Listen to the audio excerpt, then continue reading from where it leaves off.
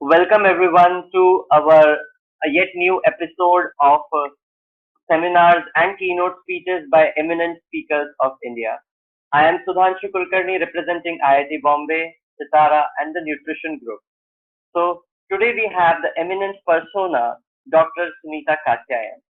Dr. Sunita Katyayan dons so many hats, and she's a veteran 40 years experienced pediatrician.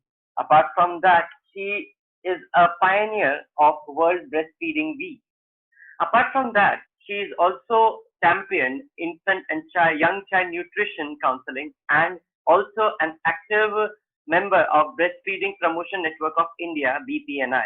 She is currently based in Ranchi, Jharkhand. Well, we heartily welcome you, ma'am. Thank you so much. Thank you so much. So today's topic of discussion, which I think is a very prevalent topic in new mothers, is my supply is not enough milk. Then what happens, because a new mother, especially, she gets overwhelmed with the knowledge which she gets from everyone, and that leads to more problems than the solution. So please highlight this problem for our viewers. Thank you, Sudhanshu. Well, at the outset, I would like to thank Dr. Rupal, Sudhanshu, Arka, who have been coordinating this interview. And it is a real pleasure to be able to celebrate this week at all in the present circumstances. And ये जो खास group है Bombay IIT का, उनके मदद से हम लोग ये इंटरव्यू कर पा रहे हैं, और मैं अपना किसी तरह से वर्ल्ड ब्रेस्ट फीडिंग वीक का सेलिब्रेशन शुरू कर पा रही हूँ। मैं बहुत ही आभारी हूँ इसके लिए। और जो आज का चर्चा है वो है नॉट इनफ मिल्क, मेरा दूध पर्याप्त नहीं। ये एक बहुत आम शिकायत है माओ में, नई माँ में खासकर, और हर माँ में कभी ना कभी उसको लगता है कि मेरा दूध पूरा नहीं हो रहा है। और ये एक अहम कारण है जिसके चलते माँ अपना दूध छोड़ के बाहर का दूध देना शुरू करती है, कृत्रिम दूध देना शुरू करती है। और आप लोग सब जानते हैं कि शिशु का, नवजात शिशु और 1 साल तक का शिशु में 6 माह तक सिर्फ माँ का दूध देना है और कुछ नहीं। तो ये परसेप्शन या ये एहसास माँ को जो होता है, ये बहुत इम्पोर्टेंट है। और जो भी किसी माँ को मदद करना चाहता है या शिशु का आहार को उत्तम रखना चाहता है, उसको इसके बारे में कुछ जानना चाहिए। अक्सर क्या होता है, कोई भी माँ, स्वस्थ माँ, जब को उतना दूध होता है कि वो 1 नहीं, 2 नहीं, कभी कभी 3 बच्चे को 6 माह तक सिर्फ अपना दूध पिला सकती है। और ये हमारे प्रैक्टिस में हमने किया है। आप ये फोटो देख सकते हैं, इसमें 3 बच्चे हैं जिसको माँ अपना दूध, सिर्फ अपना दूध 6 महीना तक पिलाए। और भी जुड़वा बच्चों को आप फोटो देख सकते हैं कि किस तरह से माँ अपना ही दूध दोनों बच्चे को पिला रही है। और माँ को भले एहसास हो ऐसा कि हमारा दूध पर्याप्त नहीं है, लेकिन बच्चे को पूरा दूध मिल रहा है। और इसलिए ये बहुत अहम है कि आप पता कीजिए कि क्या बच्चे को पूरा दूध मिल रहा है कि नहीं। अक्सर माँ को पूरा दूध हो रहा है, बट किसी कारण से बच्चा माँ का दूध पूरी तरह से नहीं ले पाता है।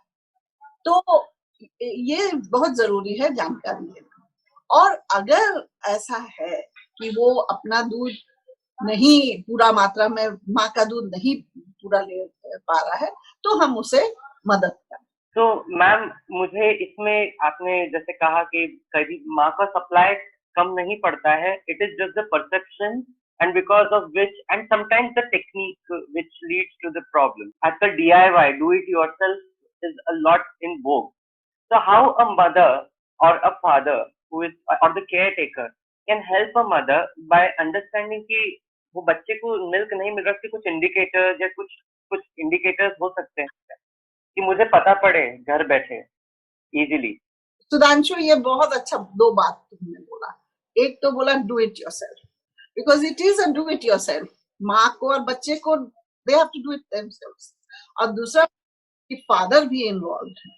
ये बहुत इंपॉर्टेंट बात है आज के जमाने में। पहले ये औरतानी मामला था, कोई मेल्स को एंट्री भी नहीं मिलता था, पर अब ये देखा गया है कि हैंड्स ऑन फादर बोलते हैं। हाँ, और ये हैंड्स ऑन फादर सिर्फ क्या बोले IIT बॉम्बे और बॉम्बे के लिए नहीं है, वो गांव देहात में भी होना चाहिए। और ये देखा गया है कि जो माँ अपना दूध पिलाती है बच्चे को, वैसे परिवार में माँ और पिता के बीच में भी प्यार काफी बढ़ता है। तो अब हम बात कर रहे थे कि कैसे पता चले कि परिवार में दूध हो रहा है कि नहीं। कई तरह के, अगर किसी माँ से पूछोगे ना कि क्यों नहीं हो रहा है, क्यों तुमको लगता है कि तुमको दूध पूरा नहीं हो रहा है, तो कई तरह की बातें बोलेंगी। बच्चा बहुत संतुष्ट नहीं लगता है, बहुत रोता है, बहुत कम देरी के लिए दूध पीता है, बहुत देरी तक दूध पीता है, बहुत ज्यादा बार बार उसको स्टूल हो रहा है, बहुत कम स्टूल हो रहा है, और जैसे और बहुत तरह की बातें बोलेंगे। मेरी माँ बोलती है कि दूध कम हो रहा है, मेरी सास बोलती है, परिवार बोलता है, इस तरह। लेकिन ये सब हो सकता है कि बताए, लेकिन ये किसी तरह से विश्वसनीय बात नहीं है। इस पे आप अपना डिसीजन कि आपको दूध कम हो रहा है, ये आप नहीं बेस कर सकते। It's perceptual and individual. और हम साथ साथ ये भी बताना चाह रहे हैं कि भाई माँ का दूध बनने का प्रक्रिया ये 24 घंटा चलता है, कभी नहीं। हाँ, कभी कम बेसी हो सकता है, लेकिन बंद नहीं होता है। तो और हमने पहले भी कहा कि आपको ये देखना है कि दूध पूरा हो रहा है कि नहीं, ये नहीं कि दूध पूरा हो रहा है कि नहीं, ये नहीं देखना है। आपको ये देखना कि बच्चे को पूरा दूध मिल रहा है। और जैसा हम लोग अंग्रेजी में कहते हैं ना, there is many a slip between the cup and the lip. बन रहा है पूरा, लेकिन तो मिल नहीं रहा है। तो बच्चे को मिलने का पूरा दूध पर्याप्त मात्रा में मिलने का दो ही मेन इंडिकेटर है। एक तो बच्चा पेशाब कितना करता है 24 घंटा में। एक नॉर्मल बच्चा कम से कम 6 से 8 बार क्लियर यूरिन पास करेगा दिन भर में, अगर वो सिर्फ पर्याप्त मात्रा में सिर्फ माँ का दूध पी रहा है। अगर वो बाहर का कुछ पी रहा है साथ में, चाय पानी किसी और तरह का दूध, तब ये सिग्निफिकेंट नहीं है। और दूसरा बात कि वो तो 24 घंटा का बात हुआ, और कुछ समय के अंतराल में अगर आप देखें तो आपको ये देखना होगा कि वजन कितना बढ़ा है बच्चा। कहने का मतलब कि हर महीना में उसका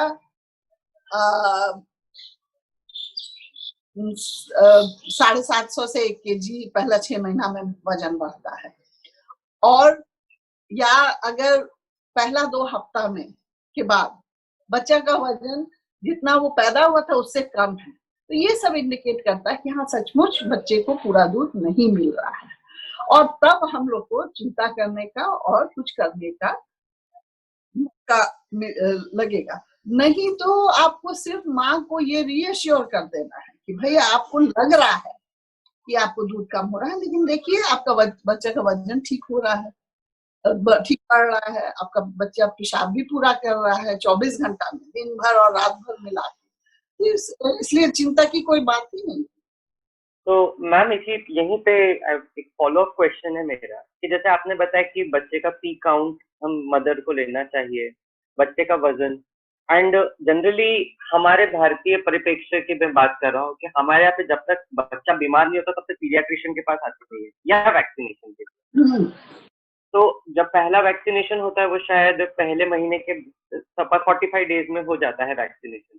तो अगर there is a weight loss and as you told कि 1 महीना में बच्चा 1 किलो तक वेट गेन करता है, तो ये जो मिस आप जो बता रहे थे कि there are many slips between the cup and the lips, तो what I mean to say is कि अगर डैमेज हो गया है, मतलब कि वेट लॉस हो गया है, तो ये ऑल्टरिंग बहुत जल्दी शुरू हो जाता है, राइट? ये ड्यूरिंग द फर्स्ट, राइट?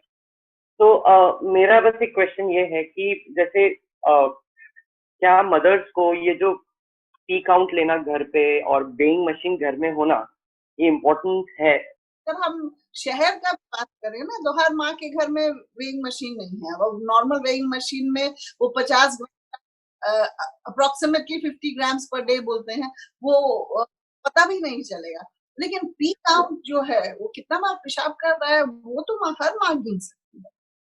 और उसके साथ अगर बच्चा एक्टिव है, एक्टिवली फीड्स डिमांड कर रहा है, प्रॉपर वे में सो रहा है, कुछ देरी खेलता भी है, एक्टिवली ट्राई करके डिमांड कर रहा है, means all normal functions of the baby are okay. So you don't have, हाँ, और ये बहुत वेरिएबल है। हम 750 टू 100 ग्राम्स बोले, टू 1 केजी बोले, 500 टू 1 केजी भी रेंज है। आपको ओवरऑल बेबी, आप सिर्फ पी काउंट पकड़ के बैठ जाइएगा या सिर्फ, वो नहीं होगा। In spite of the fact that baby is passing plenty of loose motions, some babies pass 15-20 loose motions in a day on breast milk, and some pass only once every 2-3 days stool, या थोड़ा थोड़ा दूध निकाल रहा है। Many times we get mothers who come to us कि बार बार थोड़ा निकाल रहा है दूध, उसको कुछ मिल रहा है कि नहीं। तो आप पी काउंट देखिए कि पेशाब पूरा कर रहा है, दैट मीन्स उसको जितना जरूरत है, वेट गेन ठीक है, माने सब ठीक है। So now my next question is कि as you said कि there may be two reasons why baby is not getting enough milk. Either there is less milk production or the baby is not suckling enough milk. तो ये decide कैसे होगा कि for an external observer और caretaker और also for the mother, as you were talking about do it yourself? Of course अगर बहुत acute problem है, तब तो आपको आना पड़ेगा किसी के पास जो जानकार आदमी है, उसको मदद लेने के लिए। लेकिन इसके पहले कि हम उसको मदद करें, हमें ये जानना होगा कि क्यों ऐसा होता है, क्यों नॉट इनफ मिल्क होता है। और कई तरह के कारण हैं, उसको अलग अलग अगर हम लोग देखें तो सबसे आम कारण है कि स्तनपान के दौरान या स्तनपान से कनेक्टेड फैक्टर्स हैं। तो स्तनपान के से कनेक्टेड फैक्टर्स क्या हैं? सबसे पहले है कि अगर माँ सही समय में नहीं पिलाई। सही समय क्या है? पैदा होने के 1 घंटा के अंदर। आप 1 घंटा के अंदर आप दूध नहीं पिलाए, उल्टा आप बहुत से हॉस्पिटल में आप देखिएगा कि बोतल में दूध भर के बच्चा को पिला कि भाई माँ का दूध अभी पूरा नहीं हो रहा है। तो हाँ, वो इंटरफियर करता है। अगर माँ बाद में ठीक है दूध पिलाना शुरू की, उसके बाद वो घड़ी देख के पिला रही है कि 2 बजे पिलाएंगे, फिर 4 बजे, फिर 6 बजे। डेढ़ घंटा में बच्चा को भूख लगा, वो रोते रोते रोते चुप होके थक गया, तब आप फिर 4 बजे पिला रही हैं, तो बच्चा तो दूध नहीं पिएगा। दूसरा, अगर आप बहुत कम, माँ बहुत बिजी है, घर का काम भी देखना है, दूध भी पिलाना है, बच्चा जो है वो कभी भी एक लगातार नहीं पीता, थोड़ा पिएगा फिर छोड़ देगा, फिर पिएगा फिर छोड़ देगा। सो देन माँ अपना दूध पिलाई, थोड़ा सा बच्चा छोड़ दिया, मैंने थोड़ा देर ब्रीदर लिया, अब माँ बच्चे को हटा के सुला दी और चली गई। या रात में दूध नहीं पिलाना, बहुत सी माँ लोग रात में बच्चे को किसी और को दे देती हैं सोने के पास। तो रात में शुरू में बच्चे को अगर दूध पिलाया जाए, तो रात में जो हार्मोन्स निकलते हैं, शरीर के अंदर जो तत्व निकलते हैं दूध बढ़ाने का, वो ज्यादा होता है। इसलिए night feeds are very important for increasing breast milk. उसके बाद फिर आप पर्याप्त मात्रा बार बार दूध नहीं पिला रहे। कहने का मतलब कि जैसे दिन भर में 8 से 10 बार माँ का दूध पिलाना है, रात भर में 3-4 बार, आप सिर्फ 2-3 बार पिला रहे हो, तो भी दूध इनफ नहीं रहेगा। और उसके अलावा अगर किसी तरह का कोई माने सिर्फ ब्रेस्ट फीडिंग से ही कनेक्टेड मोस्टली प्रॉब्लम्स रहते हैं, बोतल से आप पिलाना शुरू किए। हम लोग ये देखे हैं कि कभी कभी पैदा होने के बाद 1-2 बार अगर आप बोतल से या बाहर का दूध पिलाते हैं, तो वो पहले का 1 हफ्ता 2 हफ्ता बहुत इम्पोर्टेंट रहता है दूध पर्याप्त मात्रा में मिलने। बार बार माँ दूध बच्चा चूसता है, शक्ल करता है, तब दूध अच्छा से बनता है। और आप वो दे दिए तो बच्चा एक बार देख लिया कि भाई हमें इतना आसानी से दूध मिल रहा है, तो हम क्यों मेहनत। और वो फिर हम लोग के लिए एकदम it becomes a struggle to get the baby back on to breast milk, बहुत मुश्किल। Ma'am, what is the importance of attachment and support, especially to a new mother or a lactating mother, especially in terms of low milk supply? ये बहुत अच्छा सवाल है सुधांशु। देखो, जब हम चर्चा किए थे कि स्तनपान से संबंधित कारण जिसके चलते बच्चे को दूध पर्याप्त मात्रा में नहीं मिल रहा है, is not getting enough milk, उसमें attachment and support are very important. Because अगर प्रॉपर तरह से बच्चा लैच ऑन नहीं करता है, माने वो स्तन को सही स्थिति में नहीं पकड़ता है, और सही स्थिति का मतलब है कि निपल और उसके चारों तरफ का काला हिस्सा माने एरियोला, जिसके अंदर जिसके नीचे दूध स्टोर होता है, वो अगर बच्चे के मुंह में पूरा नहीं जाता है और वो खाली निपल सकिंग करता है, तो बच्चे को पर्याप्त मात्रा में दूध नहीं मिलेगा। दूसरा, और निपल सकिंग का एक और अंजाम है कि वो चूंकि बार बार शकल कर रहा है, एरियोला स्टिमुलेट हो रहा है, तो दूध बनना बंद नहीं होता है। और कई बार हम लोग देखते हैं कि सही तरह से नहीं अटैच करता है बच्चा, तो स्तन एकदम दूध के तन जाता है, दर्द करता है, गर्म हो जाता है और काफी तकलीफ देता है माँ को, और उसके चलते अक्सर माँ लोग दूध पिलाना बंद भी करते हैं। और दूसरा सवाल है support, position, attachment and proper position. So the baby has supported in the proper position, सही स्थिति में रहना चाहिए जिसमें कि वो अच्छे तरह से अटैच कर सके और पर्याप्त मात्रा में निपल और एरियोला उसके मुंह में जाए। और उसके लिए कुछ पोजीशंस हैं, एक क्रॉस क्रेडल होल्ड है, एक फुटबॉल पोजीशन है, और इस तरह से कई तरह की स्थिति है जिसमें माँ बच्चे को दूध पिला सकती है। और इस दौरान हम एक और चीज भी बोलेंगे कि ये कहीं नहीं लिखा हुआ है कि माँ सिर्फ बैठ के पिलाए, लेट के या खड़ा होके भी पिला सकती है, किसी भी पोजीशन में माँ अपना दूध पिला सकती है। यहाँ तक कि हम लोग ये भी देखते हैं कि माँ काम करते रहती है और बच्चा अपना दूध पीते रहता है। हम लोग तो ट्राइबल बेबीज देखते हैं जो बांध के अपना काम करती हैं, तो आराम से काम करते करते पिला। तो मैम, जैसे फॉर एग्जांपल मुझे स्पेशली सी सेक्शन वाली मदर्स के लिए क्वेश्चन पूछना है। तो they are on heavy sedatives firstly for initial 10-15 days because surgery has happened. तो एक तो वो चीज है, दूसरा चीज कि जो एब्डोमेन वाला एरिया वहां पे पेन हो रहा होता है, तो सिटिंग पोजीशन में feeding becomes a little difficult and everyone around forces कि नहीं बैठ के पिलाओ, नहीं तो formula get started. So please highlight a little bit more about the bhrantis which are prevalent when it comes to C-section. देखो, ये बहुत अच्छा सवाल तुम किए हो सुधांशु। सिजेरियन, हम अभी बात कर रहे थे कि क्या भ्रांतियां हैं दूध बनने में। तो सिजेरियन सेक्शन में कभी दूध कम नहीं होता है।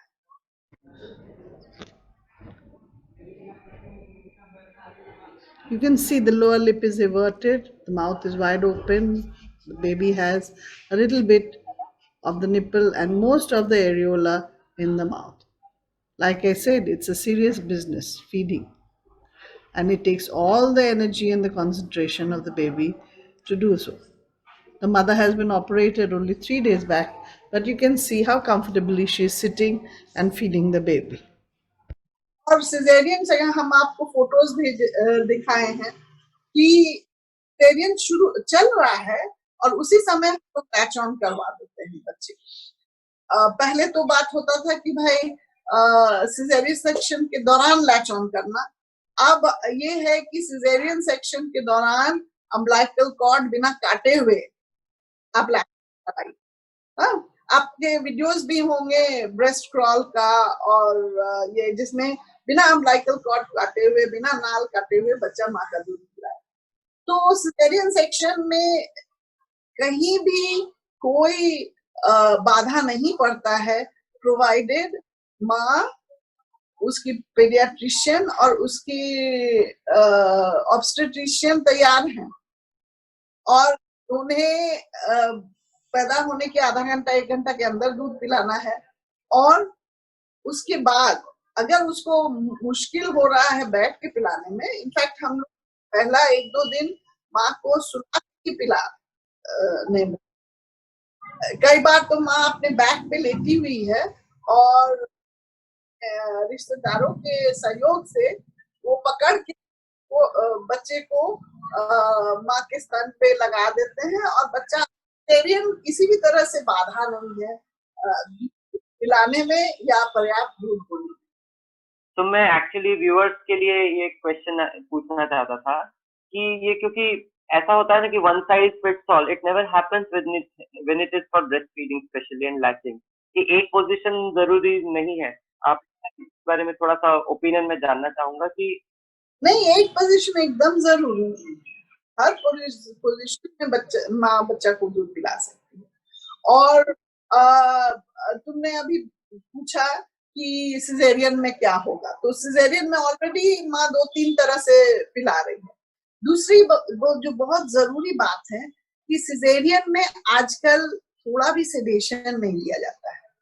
स्पाइनल क्या होता है और हम लोग माँ से शुरू से अंत तक बात करते रहते हैं, बच्चे को माँ को तुरंत दिखा दिया जाता है। और दूसरा कि कोई हैवी सेडेशन माँ को नहीं दिया जाता है बच्चा के पहले, क्योंकि वो उसका असर बच्चे पे भी पड़ेगा। और उसके बाद पेन के लिए देते हैं, लेकिन सेडेशन ऐसे नहीं पड़ता है। तो हर अलग अलग पोजीशन में माँ दूध पिला सकती है। हम एक सिजेरियन के एग्जांपल दिए, लेकिन हर समय ये okay. So वैसे आप you have answered this question for all our viewers, but again since this question we usually get this from mothers कि जब siblings का gap थोड़ा सा कम होता है, like the siblings are very close, तो अब ऐसी सिचुएशन में मदर इज लाइक कि मेरा दूध पूरा पड़ेगा दोनों को, या ट्विंस का केस, या इन केस किड्स आर भी ट्रिपलेट्स या ट्विंस हैं, तो मैम इसके बारे में भी थोड़ा सा हमारे व्यूअर्स को बताइए। माँ का दूध कभी हम शुरू से ही बोल रहे हैं कि 1 नहीं 2 बच्चे के पर्याप्त है, कभी कभी 3 के लिए। और अगर माँ अपना दूध सिर्फ जो छोटा बच्चा है उसको तो पिला ही रही है, जब वो प्रेग्नेंट होती हैं तो उसी समय से बच्चे को 6 महीना के बाद वो दूसरे बच्चे को खाना पे ले आना चाहिए। टाइम मिलता है उसको कि उसको आदत डाले खाना। और अगर वो दूसरा बच्चा चाहता है कि नहीं हम माँ का दूध भी पिए, तो उसमें कोई हर्जा नहीं है, प्रोवाइडेड माँ पूरा पौष्टिक भोजन ले रही है, उसे भूख नहीं और प्यास नहीं लग रहा है। और कुछ सप्लीमेंट्स भी उसको लेना चाहिए, क्योंकि दोनों बच्चे के लिए उसके शरीर से ही निकलेगा आयरन कैल्शियम, अगर वो पर्याप्त मात्रा में नहीं मिले। इसलिए कुछ सप्लीमेंट्स ले, अच्छा से खाए पिए। और किसी तरह का कोई समस्या नहीं है अगर 2 बच्चे बहुत कम उम्र का अंतराल है और दोनों पी रहे हैं, या जुड़वा है, या 3 बच्चे। और ये एकदम बहुत आसान एंड किसी तरह का खराबी भी नहीं है, जैसे बड़े किसी तरह का खराबी नहीं है कि अगर वो माँ का। तो ma'am what is the role of an obstetrics and gynaecologist, कि ये जो तीसरा ट्राइमेस्टर होता है, आखिरी के 3 महीने का जो मेन समय होता है, उसमें मदर को ये जो ब्रेस्ट फीडिंग की काउंसलिंग ड्यूरिंग प्रेगनेंसी अगर मिल जाए, तो ये क्योंकि आफ्टर चाइल्ड बर्थ आपने जैसे बताया माँ बहुत वल्नरेबल एंड ओवरवेल्म्ड होती है, because so much information is pouring in and she is already कि क्या हो रहा है, और गलत नॉलेज ज्यादा जल्दी मिलता है। काउंसलिंग का क्या महत्व हो सकता है before the child birth, before the delivery, क्या कमाल काउंसलिंग कर सकती है? काउंसलिंग बहुत कमाल कर सकती है, क्योंकि काउंसलिंग का कॉन्सेप्ट ही है कि आप मदर को सपोर्ट कीजिए अपने आप डिसीजन लेने में। आप इंफॉर्मेशन प्रोवाइड कीजिए और उसको अपने डिसाइड करने दीजिए, और जब वो डिसाइड कर ले नहीं हम पानी का दूध देंगे, तब आप उसको उसमें उस डिसीजन में सपोर्ट कीजिए। और एक और बहुत इंपॉर्टेंट बात है जो बहुत से स्त्री रोग विशेषज्ञ नहीं रियलाइज करते कि माँ उनके हर शब्द पे को अहमियत देती है। दे hang on every word of the gynaecologist. और अगर कोई ऑब्स्टेट्रिशियन लास्ट 3 मंथ्स, और वही सही समय है इस टॉपिक को डिस्कस करने का उनके साथ कि मैंने इन डिटेल आप प्राइम करते रहिए जब वो विजिट करे कि आप अपना दूध पिलाइएगा कि नहीं, पिलाना अच्छा होगा, बेहतर होगा इस तरह से कि उस समय जब थर्ड ट्राइमेस्टर में आप डिस्कस करते हैं तो आप बेनिफिट्स ऑफ ब्रेस्ट फीडिंग आपको मैंने खासकर माँ के शरीर के लिए और बच्चे के लिए आप हाईलाइट कीजिए। असली काउंसलिंग तो तभी होता है जब बच्चा पैदा होता है, और अगर माँ प्राइम्ड है इसके लिए तो वो हम लोग बोलते हैं ना कि पैदा होने के बाद एक there is a golden hour, और उस गोल्डन आवर में अगर मदद करके माँ अपने बच्चे को अपना दूध पिला देती है तो हम लोग 60-70% ऑफ देम आराम से पहले 6 महीना में अपना दूध पिलाते हैं, किसी तरह का प्रॉब्लम। इसलिए गायनोकोलॉजिस्ट और पैदा होने के बाद भी माँ गायनोकोलॉजिस्ट का बात ज्यादा ये ऑब्स्टेट्रिशियन का बात ज्यादा ध्यान से सुनती है, क्योंकि उनके साथ एक लिंक है, उनके साथ एक एसोसिएशन हो चुका है और उनका बात को काफी अहमियत देती है। इसलिए ऑब्स्टेट्रिशियंस के बिना exclusive breast feeding for the first 6 months almost impossible है। कोई ऑब्स्टेट्रिशियन अगर बोल दे कि नहीं तुम आराम से बाहर का दूध पिला सकती हो, बहुत मुश्किल है फिर उस माँ को समझाना नहीं आपने। अच्छा, तो मेरा एक और क्वेश्चन ये है कि nowadays now as we see the emergence of nuclear families, we see that after 2-3 months of the delivery वो अपना न्यूक्लियर फैमिली में मूव कर जाते हैं। तो इसमें एक मुझे क्वेश्चन ये है कि what is the role of husband as one of the caretakers of the baby as well as of mother? I think कि what is the role of a husband and a man? Means I think मुझे ऐसा लगता है कि बच्चे बड़े करना बच्चों का खेल नहीं है। तो उसमें हस्बैंड का क्या रोल होना चाहिए इस पूरी प्रोसेस में? हस्बैंड बहुत इम्पोर्टेंट रोल है। एक छोटा सा बात हम तुमसे शेयर करेंगे कि highest blood pressure that one sees normally in a healthy person is of the father when his wife is having a baby during the process of labor, because he is so tense and worried about it. The second thing is that उसको अब तुम जान रहे हो कि paternity leave का concept आ गया है, और ये पैटर्निटी लीव मटर्निटी लीव जिस तरह से 6 महीना किया गया है जिसमें कि माँ एक्सक्लूसिवली ब्रेस्ट फीड है, पैटर्निटी लीव का कॉन्सेप्ट यही है कि भाई ड्यूरिंग डिलीवरी माँ को हर तरह से फिजिकली एंड मेंटली सपोर्ट कर, और अगर फादर को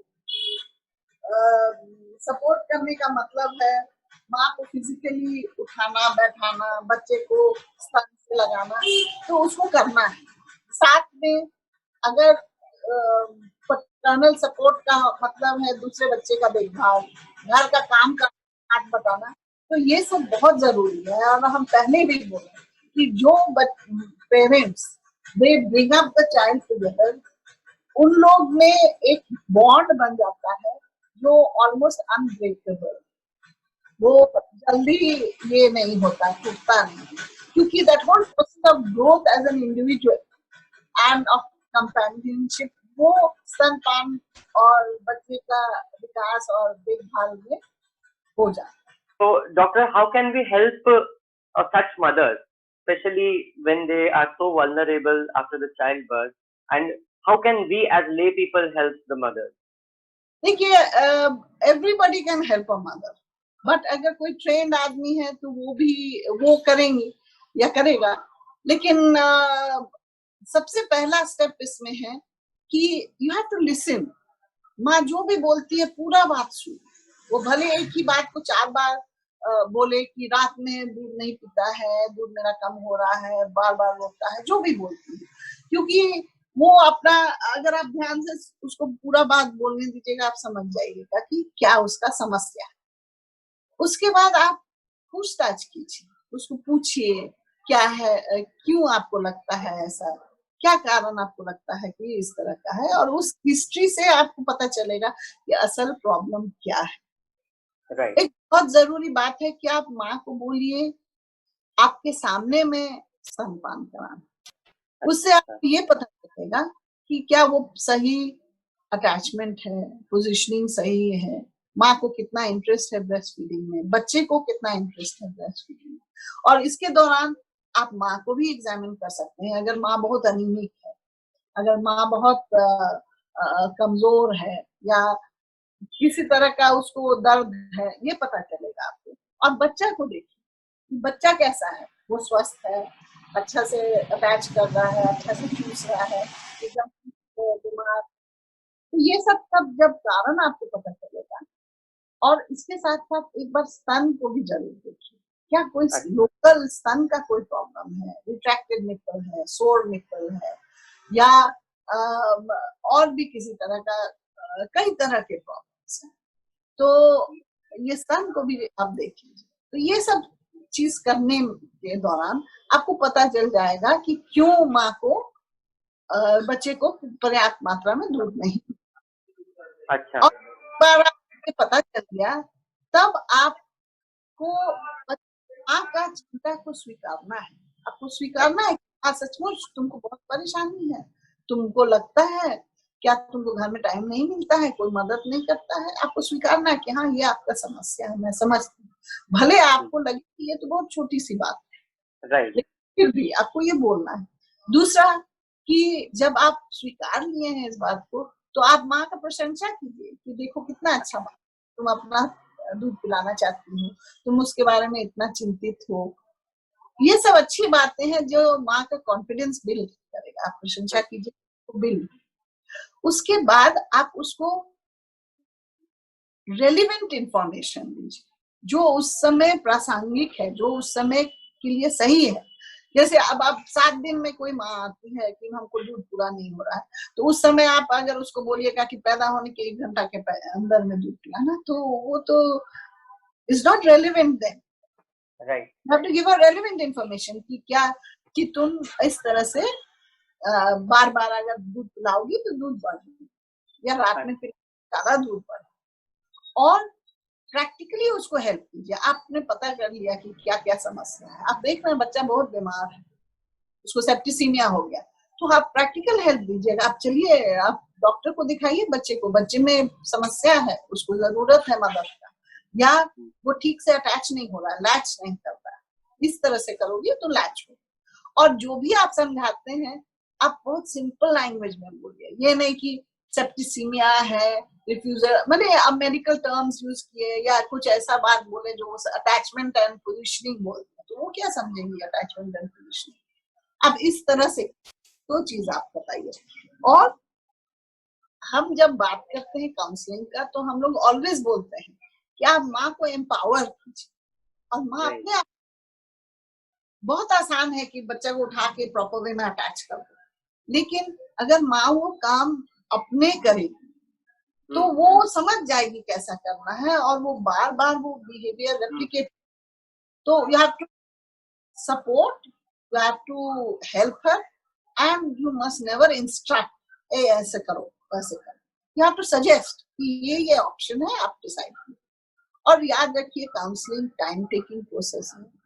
आपको पता करना है कि दूध पर्याप्त मात्रा में हो रहा है कि नहीं, तो आपको बार बार बच्चा देखना होगा, उसका वजन लेना होगा।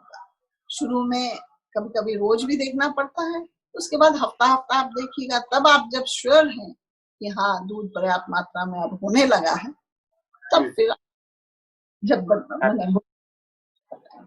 तो इस तरह से हम माँ को मदद कर सकते हैं। वाह। तो आई गेस इससे हमारे व्यूअर्स को ये पता पड़ेगा कि the importance of taking weight on frequent basis the importance of communication between the doctor and the mother, and the importance of the knowledge, especially to the mother. If the mother is empowered with the right knowledge, I guess would with yourself वाले mode में ज्यादा रहेगी, and she will be more in control. I think नहीं तो फिर हर छोटे छोटे doubt के लिए डॉक्टर को फोन, ये तो ऐसा नहीं कर रहा, मैं क्या करूँ. डॉक्टर से ज्यादा ना नर्सेस बेटर मदद करती हैं breastfeeding. Oh, डॉक्टर्स को उतना टाइम नहीं है. right, And they do not have that much time to spend with the baby. Plus nurses all the time contact में है जब तक माँ hospital.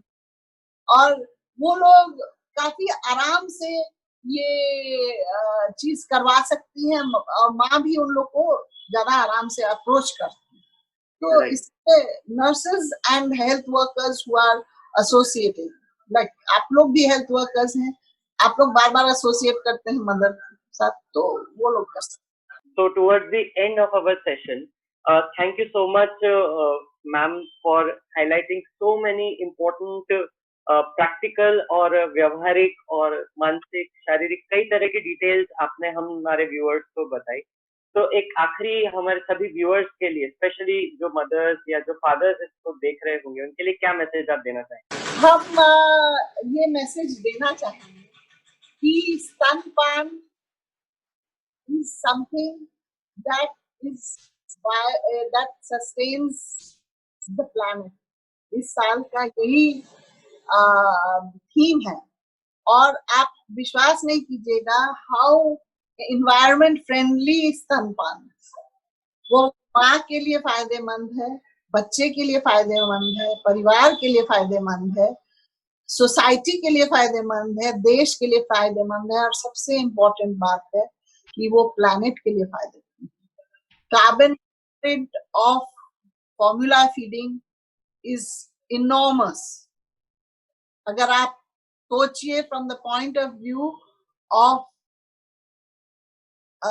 cattle which are making holes in the ozone layer with the kind of gas they release, the amount of food that they need, the drying in the factories that make formula, the amount of carbon footprint in packaging, transporting, making, it's enormous. उसका कोई हिसाब ही नहीं है. और ये सब चीज को अगर आप कंपेयर कीजिए with the simple act of breast feeding, उसका कोई कार्बन फुटप्रिंट नहीं है, लेकिन उसका इतना इनॉर्मस बेनिफिट्स है कि हमारा एक ही मैसेज है, breast feeding for a sustainable planet. Right, thank you so much ma'am. As you already told कि इसका एनवायरमेंटल इम्पैक्ट इतना ज्यादा होता है, तो I think if mothers think कि they cannot change the world, I think just by breastfeeding they can bring an enormous impact all over the world and save the environment. I think think globally, act locally, शायद इसी को बोलते हैं. So one very important thing that is there that many mothers don't realize, that is, if they feed their babies become better human beings, more intelligent, more adaptable, more socially interactable. And I feel that if every mother breastfed her baby, maybe we would even have less wars in the world. Wow. So it will make breastfeeding make world a better place. So mothers, please keep breastfeeding to make the world a better place to live, as it already is. So thank you, Dr. Katyayan, for your time, effort, and so enriching seminar for our viewers. And please, and to the viewers, please keep watching this space for more such videos and more educational videos, जहाँ पे experts will speak and about the daily woes what a new mother faces. And like I always say, बच्चे बड़े करना बच्चों का खेल नहीं. Thank you. आप लोग सबको नमस्कार, जोहार, बहुत बहुत धन्यवाद मेरा डिस्कशन देखने के लिए. और मुझे पूरा उम्मीद है कि बॉम्बे IIT हेल्थ ग्रुप जो ये वीडियो कर रहा है इस तरह का और बहुत सा काम करेगा इन द फ्यूचर, जिससे स्तनपान को प्रोत्साहन मिलेगा। धन्यवाद। Viewers, this was just a few time we spent with Dr. Satyayan. You can reach out for more updates and more such tidbits and knowledge about breastfeeding and lactation on her Twitter handle, which is there in the description. As well as you can reach out to her on this email ID, which is also there in the description.